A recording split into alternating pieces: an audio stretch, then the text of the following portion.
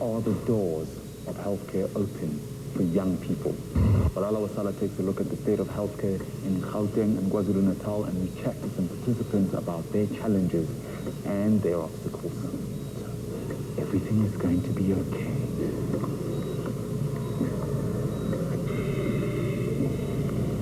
This is a lobotomy, isn't it, nurse?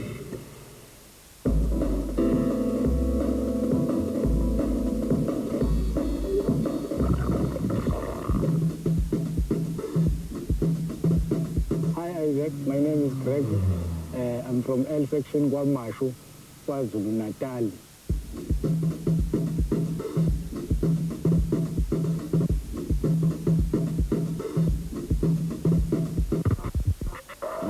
Attend TB treatment. Esinye sezibhedlela local clinic yabo. Futhi ngiqala ngibhale King George, of which udoctor owangi-check ukuthi nginayo i-TB. Then wasengirifela esibhedlela esilocal eseduze kwami la engizolanda khona amaphilisi yabo. Yonke i-treatment yami ngizoyidela khona. Engithole uphuli bengigula ngaleso sikhathi yabo. Okwenzakalile bengihamba nge-public transport ngisuka ekhaya, maybe ukusuka ekhaya ngiye kwi-bus shelter lapho bus stop bekungithatha 10 minutes ukufika khona, and ngiyagula bengaphefumuli kahle ngaleso sikhathi. Then from there mase ngiyehla futhi lapha e-station lapha ngiye khona e-clinic. Mhlawumbe ukuthi ngitravela ngaleso sikhathi i-walk ka 10 minutes yona, but me bengihamba mhlawumbe 30 minutes yabo. Eklinikhi-ke uma ngifika uthole ukuthi ngifike ekuseni kakhulu yabo. Then ekuseni esikhathi esiningi uma akudleki yabo, uthole ufika laphana uthole ukuthi usizo mhlawumbe ukuze ngithole ngabo after lunch yabo, kodwa ngifike ekuseni. Right, bona bayazama odokotela onesi ukusheshisa, kodwa isystem abayisebenzisayo akuyona isystem engathi i-right, ngoba kwesinye isikhathi ulinda kakhulu kanti uyagula okungenza nokuthi uzubaleke ungabisaqhubeka ne-treatment yakho uzuyibhede yabo, indlela okulindwa ngayo. Then kuhlala emnyango lapha mhlawumbe kwesinye isikhathi thothi kuyabanda sebusika yabo, mhlawumbe liyana, then imvula ingaka-affect yabo, ngoba manje uyagula at the same time uhlele emvuleni.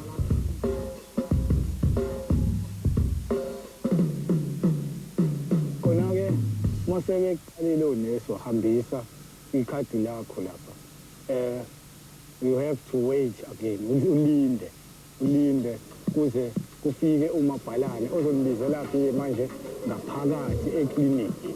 Lapho ekliniki-ke la esenizokwazi ukuthi mase ningaphakathi kube yima ibamba enye i-queue ekuyisa-ke ukuthola umuthi. Lapho-ke emthini-ke lapho emthini lawo owenzayo usuyohamba-ke after that bekutshene ukuthi umuthi owutholile uzowenza njani yabo, uzowudla kanjani, how do you take your treatment.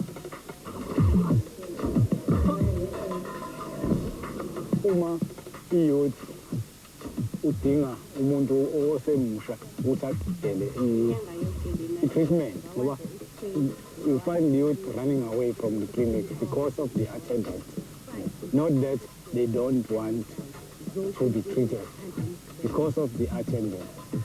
When uma belaphana, they don't find nurses who are attending them right, you know. If nurse they are lunch, there must be abanye abangenayo abazothatha esikhaleni, kungahlali kuthiwe hayi saya lunch, then abantu bayalinda maybe 30 minutes or i-hour belinde leyo lunch, but bayafa. Yeah, nurses they are right, yabo onesi ngicabanga ukuthi okuningi i-department okufanele kulungise onesi basebenza kahle kakhulu ngoba bona ekuseni basuke sebekhona la ibona futhi engicabanga ukuthi bacontrola kahle abantu yize-ke nabo bengafani khona othola ukuthi mhlawumbe unenkinga ekhaya then futhi isiyagcobhozeleka nakhona lapho seyathetha.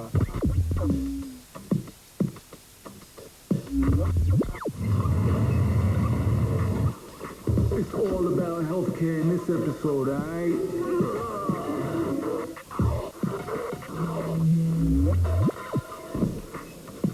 Mary Stokes Clinic offer a variety of reproductive services such as family planning, safe abortions, vasectomies, sterilizations, antenatal checks, and even HIV testing. So we went to chat to them and see what their story is.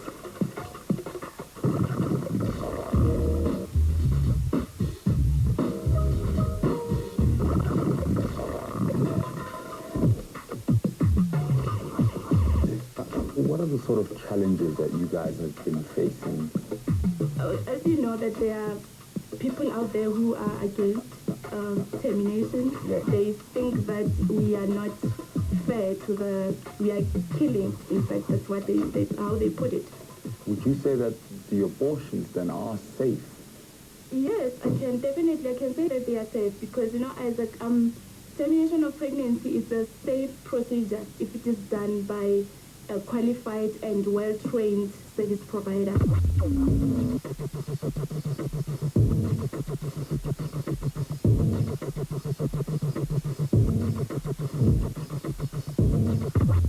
What is an unwanted pregnancy? Let me give you an example. Like if the woman has been sexually active and she has been using, for an example, a condom, and then it breaks. So can you see that that woman was not intending to get pregnant? She was using protection, but something went wrong. Or in the cases of rape,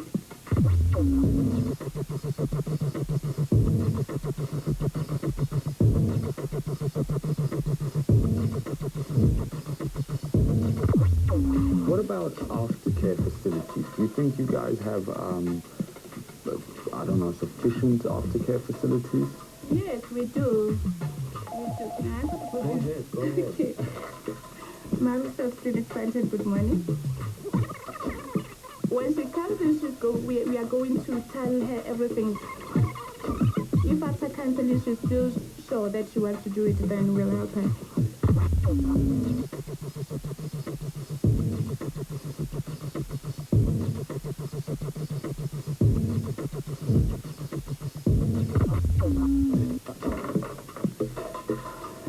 So, Veronica, yeah, the counseling that is involved, because I would imagine that psychologically this is a lot to deal with. Yes. What is the sort of counseling that you guys offer? In the first place, if the woman come here, it means that she doesn't want that pregnancy. So we found out why. And then from there, we tell them about the complications of termination of pregnancy, and there are options that they can go through with the pregnancy and then take the baby for adoption. Marisol Clinic Fountain, good morning. Yes. Yes.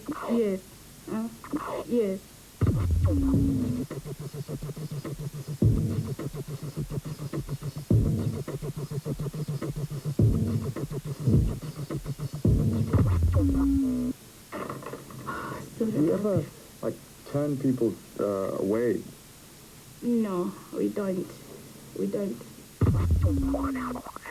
I could imagine the pressure that's on you guys from people like Doctors for Life, like religious groups, and whoever else that label you as murderous. Do you agree with them with anything? Yeah, I think, there are some points where I agree with them. Like, termination is not supposed to be used as a form of contraception or to be used as a form of population control. You know, sometimes when you know that what you are doing is beneficial to other people, you are able to cope with anything that happens. Maru Sabc, good morning. How far is your pregnancy? In what time frame can you actually get the abortion? Basically, I think it can be from 4 weeks to 12 weeks. In our center, we do up to 16 weeks.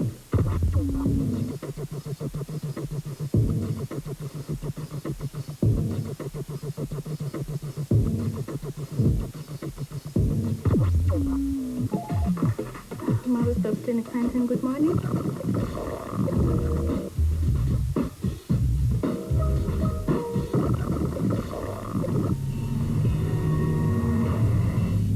Walala Wasala, I'm joined right now by Dr. Ledwaba from Doctors for Life, is it? Yes. Why and on what basis are you guys opposed to the termination of pregnancies? Okay, as Doctors for Life, we stand for sanctity of life from conception until death. That means we say life is very valuable from the very minute conception takes place.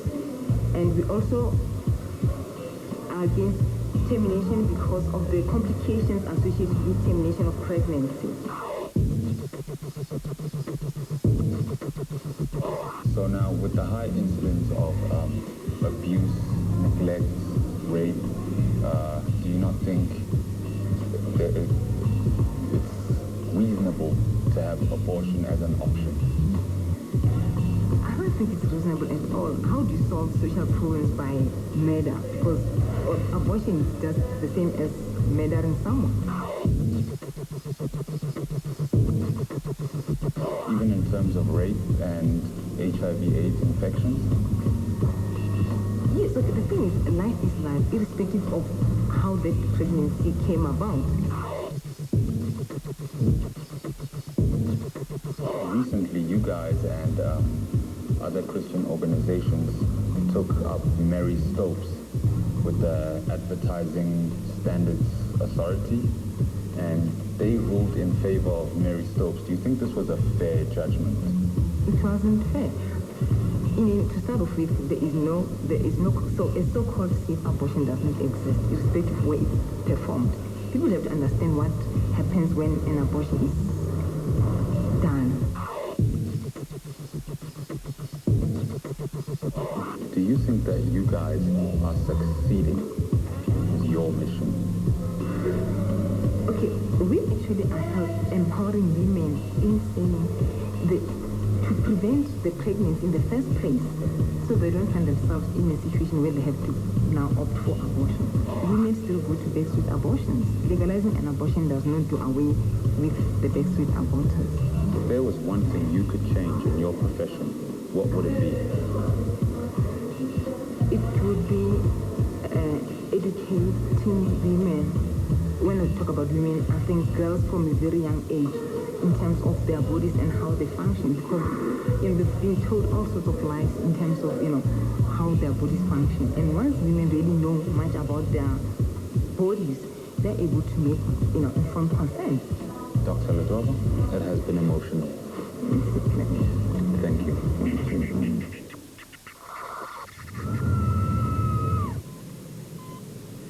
The African Christian Democratic Party and the TAC confront each other about the HIV/AIDS issue.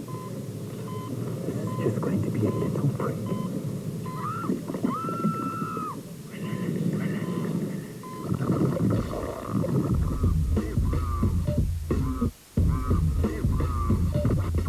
Walala Wasala, let's get ready to rumble. On my left-hand corner, from the TAC, we got... Olani Kunene. On the right-hand corner, from the ACDP, we have... Willie Douglas. All right, gentlemen, come closer. I want a clean interview. No hitting below the belt, no headbutting, and yeah. We're going to chat to you guys about your stance on HIV/AIDS.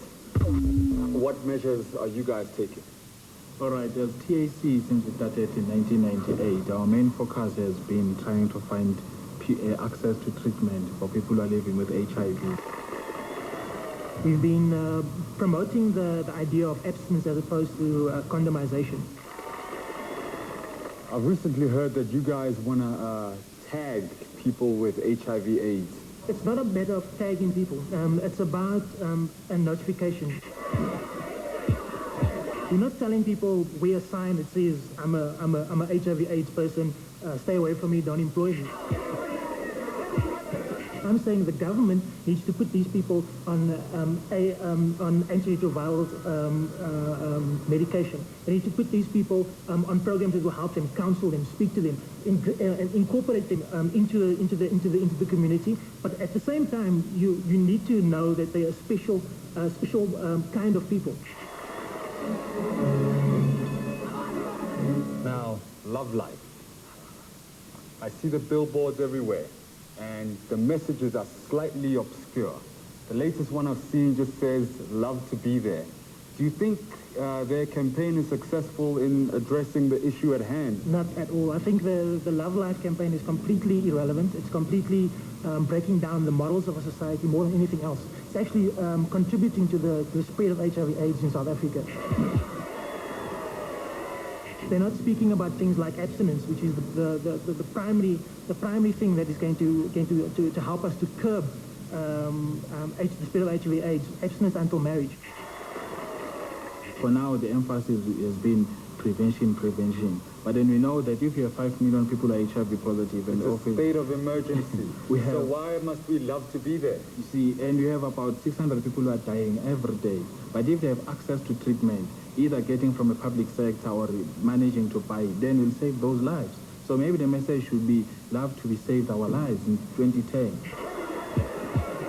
The message is that will say to me, wait and think carefully about what you are doing in your private life or the way you behave. Do you think it's realistic trying to convince people who aren't virgins to stop having sex until they are married? You see, you don't go and speak the problem, you go and speak the solution.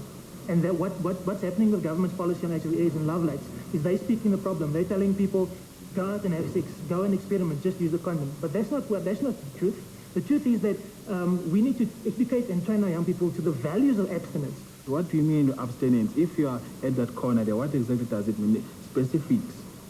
Things that will help a young person to take an informed decision when you want to abstain, when you want to be faithful, or when you want to condomize. Make marriage something which is great, which is amazing, and be faithful in your marriage.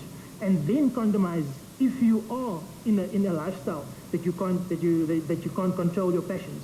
Then you condomize. But first, abstain. Are you abstaining? Well, I'm married.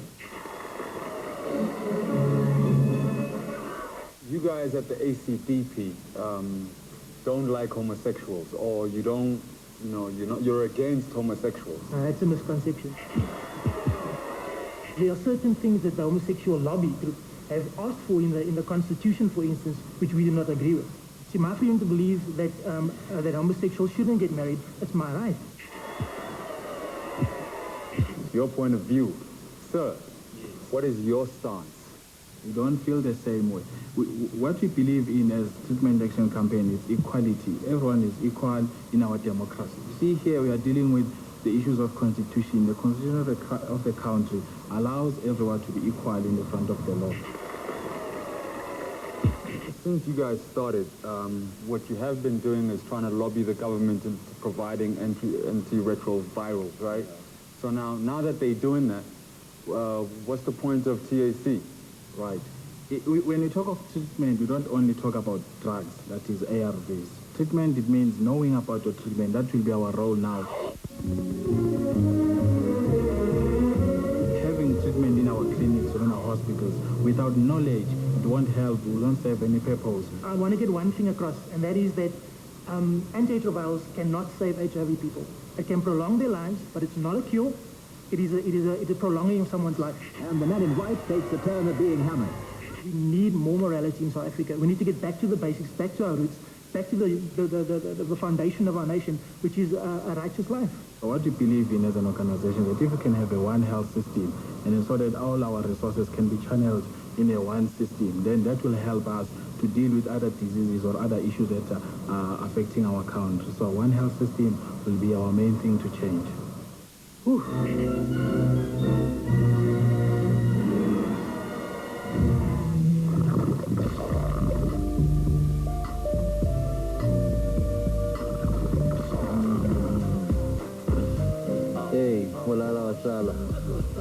Boboputsi and I felt a little bit fragile today, so we're treating ourselves to a therapeutic massage.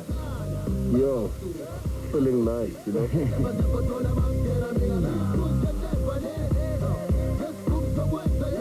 Boboputsi, if South Africa is predominantly a Christian country, and the Christian people are against abortion, do you then think it was right and democratic of the government to have legalized abortion? It depends. For me, if it happened yesterday, you know you were raped yesterday. And then it happens, you go and check tomorrow. Next week, they tell you you're pregnant. You terminate the baby immediately because by that time, it's not a human being. It's like a blood clot. That's my whole point. Doctors for Life say that it's a human being from conception. That's a tricky question then, you know? That's why there are choices. You have to make your own choices.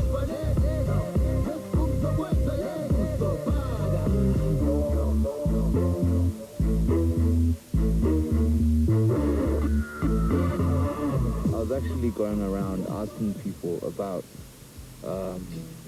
the Love Life billboards. Do you think that they're working? No, I believe in life you have to be educated first before you know things. I mean, they have to do a specific thing that you're gonna see exactly, you know, what's happening. I mean, it's time for us not to hide things, because the more we hide, the more we die. Why do you think that people are still so irresponsible? I think it's a matter of negligence, you know? We don't care. I think like poverty is the part, you know? Some other people, they're like, I'm not going to survive for a long time. I'm going to allow myself to survive for a long time, and I'm suffering because I don't have money, I don't have that, this and that and that. The only thing that's going to entertain me is to have sex. Rich people get AIDS too. They're not the people who are dying faster than those who are living in a poverty situation, because they take medicine, and then those who are in rural areas, ghettos, they don't have money.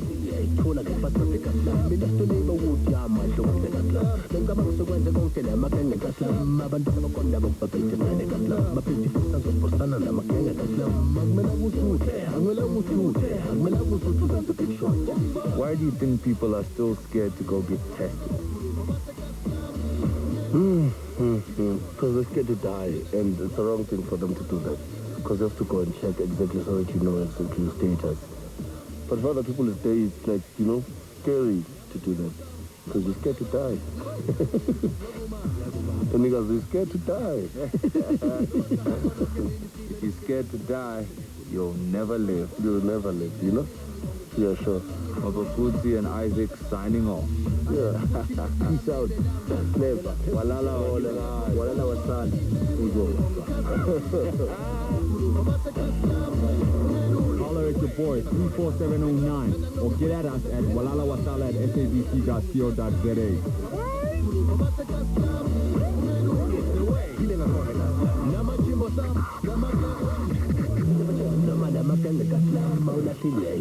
The unequal distribution of health resources and inequality in care inherited during the apartheid era will require unique solutions from both government, private sector and community to ensure equitable sharing of resources while maintaining healthcare standards. Nurse, we're losing him.